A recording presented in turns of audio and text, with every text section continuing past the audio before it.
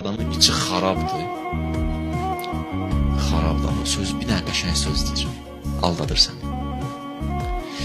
Söz qəşəngdir.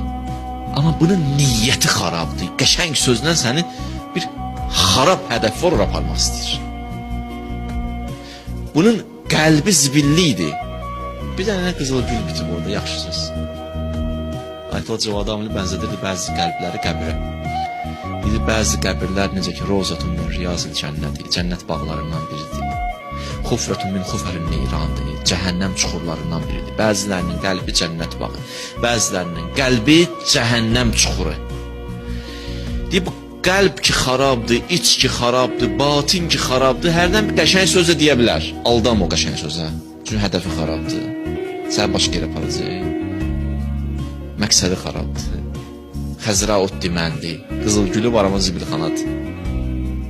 Yaxşı, ona görə hər qəşəng söz deyən o demək deyil ki, hədəfi də, məqsədi də, niyyəti də qəşəngdir. Hansı zamanda yaşayır? Ona görə dərin baxmaq məsələlərə. Məqsədi nədir, hədəfi nədir, niyyəti nədir?